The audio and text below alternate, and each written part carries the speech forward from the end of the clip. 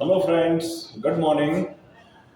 देखिए बेटा, आज अपन इलेक्ट्रिसिटी का एक इम्पोर्टेंट टॉपिक पढ़ेंगे जिसका नाम है प्रतिरोध। ठीक है। देखिए, प्रतिरोध क्या होता है आप लोग जानते हैं, और कहाँ काम में लिया जाता है और कैसे पहचान करते हैं। ठीक है, प्रतिरोध होता क्या है तो अपन इसके बारे में डिस्कस करते हैं। तो आइए स्टार्ट करते हैं। प्रतिरोध, देखो सबसे पहले आपको प्रतिरोध की परिभाषा पता होना चाहिए कि प्रतिरोध की परिभाषा क्या होती है।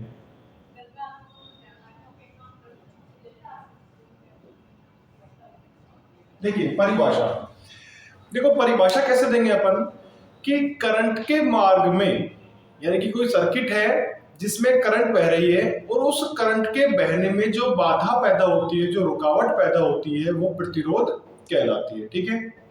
जैसे मान लीजिए कोई रास्ता है और उस रास्ते में कहीं गड्ढे हैं या कहीं पानी भरा हुआ है, यानी कि आने जाने में अपन को समस्या पैदा हो रही है। इसी प्रकार से क्या है, करंट के बहने में, यानी करंट के बहने में या करंट जिस रास्ते से बह रही है उस रास्ते में कोई बाधा जो पैदा होगी वो बाधा प्रतिरोध कहलाती है। ठीक है, क्या कहलाती है? वो बाधा प्रतिरोध कहलाती है। ठीक है, परिभाषा लिखें।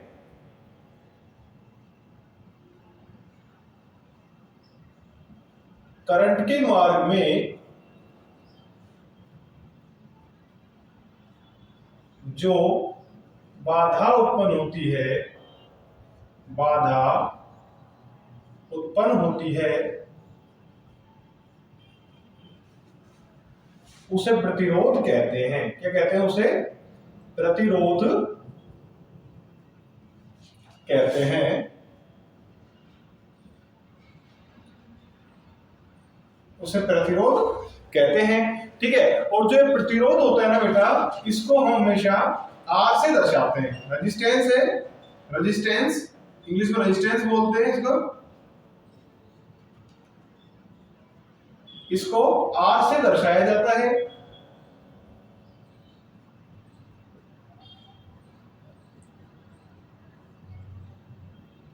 ठीक है। और जो प्रतिरोध का मात्रक होता है वो मात्रक होता है ओम। मात्रक क्या होता है इसका? ओम मात्रक होता है। और इसका प्रतीक चिन्ह होता है इस प्रकार से, ये इसका प्रतीक चिन्ह होता है। ठीक है। कैसे बोलेंगे परिभाषा? यानी करंट के मार्ग में जो बाधा उत्पन्न होती है उसको रेजिस्टेंस, प्रतिरोध कहते हैं। ठीक है। देखिए आगे चलते हैं अपन।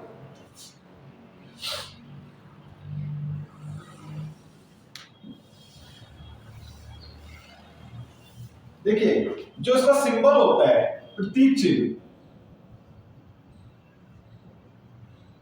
ये होता है कुछ इस प्रकार से, जिगजैग। ठीक है, ये इसका प्रतीक चिन्ह होता है। इसको स्थिर प्रतिरोध बोलते हैं। क्या बोलते हैं? स्थिर प्रतिरोध बोलते हैं। और ये इसका परिवर्तित प्रतिरोध होता है। ठीक है, यानी कि ये जो प्रतिरोध है इसके मान में परिवर्तन नहीं हो सकता, और जबकि ये जो सिंबल क्या कह रहा है, इस प्रतिरोध के मान में अपन चेंजेस या परिवर्तन कर सकते हैं। ठीक है, आगे देखते हैं। अब देखिए जो प्रतिरोध होता है ना, वो किस किन जो प्रतिरोध है वो किन किन कारकों पर निर्भर करता है। प्रतिरोध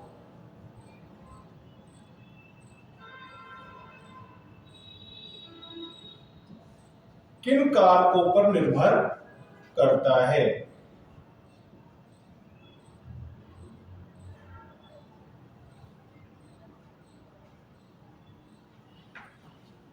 देखिए प्रतिरोध जो होता है बेटा, सबसे पहले कहूं मैं, प्रतिरोध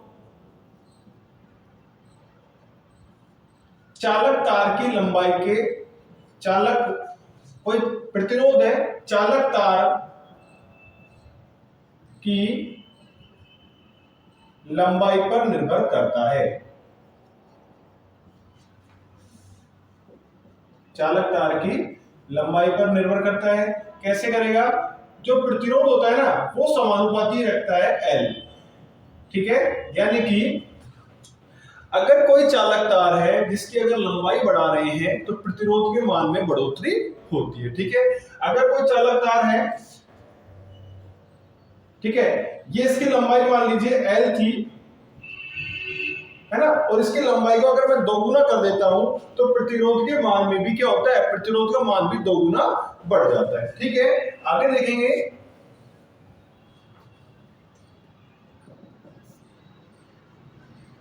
प्रतिरोध चालक तार के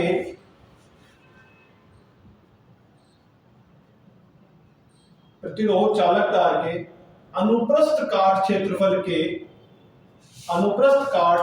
के व्युत्क्रमानुपाती होता है। ठीक है, कैसे होता है, आर समानुपाती 1 में ए। ये क्या होता है, एरिया होता है किसी कंडक्टर का एरिया। कैसे, ये जो भाग होता है इसका, ये एरिया कहलाता है। यानी कि जैसे जैसे किसी चालक तार का अनुप्रस्थ काट क्षेत्रफल का मान बढ़ रहा है, उसी प्रकार से जो रेजिस्टेंस होता है किसी चालक तार का प्रतिरोध घटता है। यानी कि दोनों में उल्टा संबंध होता है। ठीक है, अगर अनुप्रस्थ काट क्षेत्रफल को अपन घटा रहे हैं तो प्रतिरोध का मान बढ़ेगा, और अगर अनुप्रस्थ काट क्षेत्रफल को अपन बढ़ा रहे हैं तो प्रतिरोध का मान घटता है। ठीक है, तीसरा देखिए, तीसरा होता है प्रतिरोध पदार्थ की प्रकृति पर निर्भर करता है। पदार्थ की प्रकृति पर भी निर्भर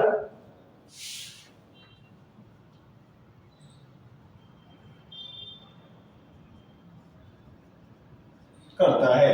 यानी कि जो कहने का मतलब ये है कि आपका जो मटेरियल है वो किस धातु का बना हुआ है, या फिर कौन सा मटेरियल आप यूज कर रहे हैं, कौन सा कंडक्टर आप यूज कर रहे हैं, इस चीज पर निर्भर करता है। और इसको अपन किससे डिपेंड करते हैं, आर समानुपाती रो से करते हैं। ठीक है, आगे देखिए, ये रो होता है।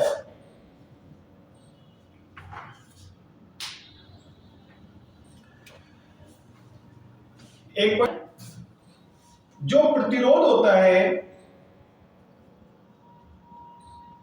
प्रतिरोध ये तापमान पर भी निर्भर करता है। किस पर, पदार्थ के तापमान पर भी निर्भर करता है।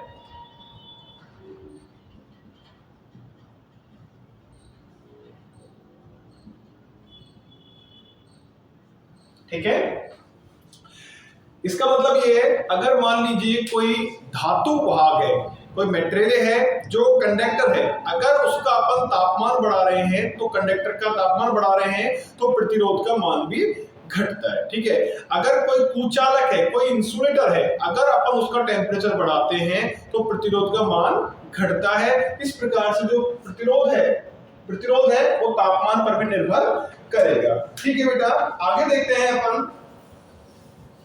देखो, अपन ने अभी लिखा आर समानुपाती एल, आर व्युत्क्रमानुपाती होता है 1/a, और आर ये होता है रो, पदार्थ की प्रकृति। ठीक है, इस समीकरण को तीनों को जब अपन एक तरीके से स्थिर करते हैं तो आपका आर बराबर रो एल अपॉन में आता है ए। ठीक है, आर बराबर रो इंटू एल अपॉन में ए। इस प्रकार से अपन इसके संबंध को बनाते हैं। ठीक है, अब देखिए यहां पर ये रो क्या होता है, ये होता है रो, यानी कि विशिष्ट प्रतिरोध होता है। क्या होता है ये, विशिष्ट प्रतिरोध होता है। ठीक है, तो अपन आगे अपन विशिष्ट प्रतिरोध के बारे में चर्चा करेंगे कि विशिष्ट प्रतिरोध क्या होता है। विशिष्ट प्रतिरोध,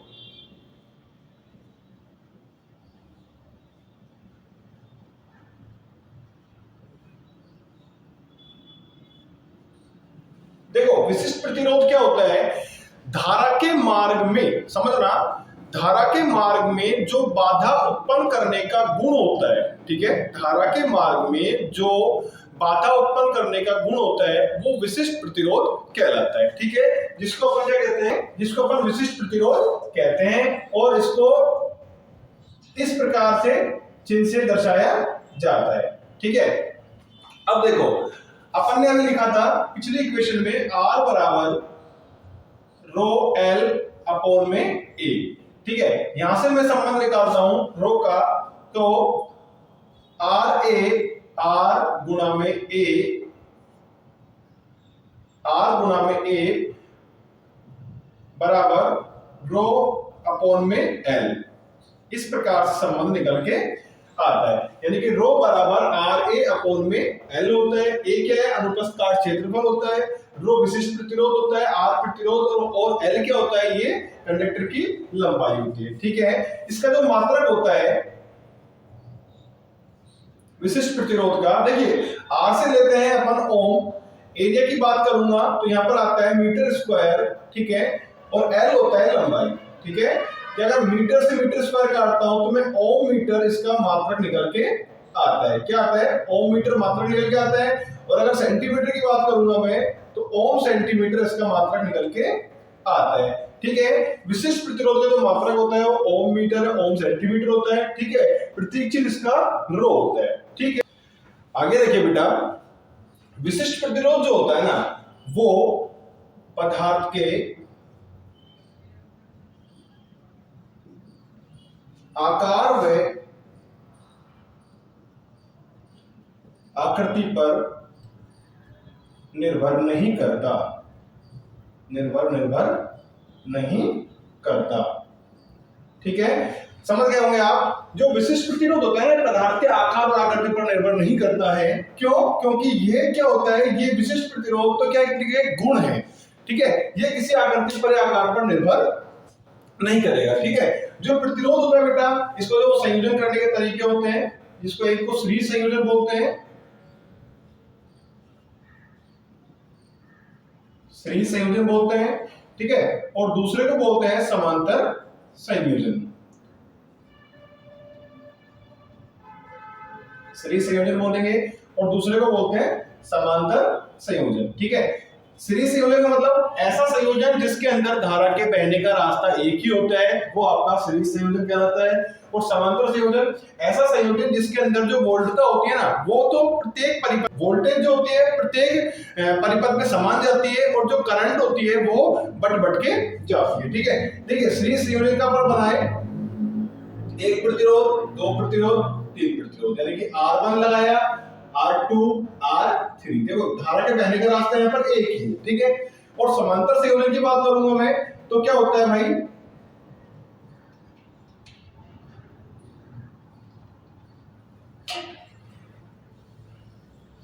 देखिए समांतर संयोजन की बात करूं मैं, एक प्रतिरोध, दो प्रतिरोध, तीन प्रतिरोध। ठीक है, मैंने तीन प्रतिरोध लगाए, R1, R2 और R3। ठीक है, यहां पर क्या होता है, धारा जो होती है ना, ये प्रत्येक रेजिस्टेंस के अंदर बट के जाती है, जबकि वोल्टेज का मान जो होता है वो समान होता है। ठीक है, आई होप बेटा कि प्रतिरोध को आप अच्छे से समझ पाए होंगे। नेक्स्ट वीडियोस में अपन को एक अच्छा और कंटेंट पढ़ेंगे। अगर आपको मेरा लेक्चर आपको समझ में आया हो तो प्लीज वीडियो को लाइक, शेयर एंड सब्सक्राइब करिए। धन्यवाद।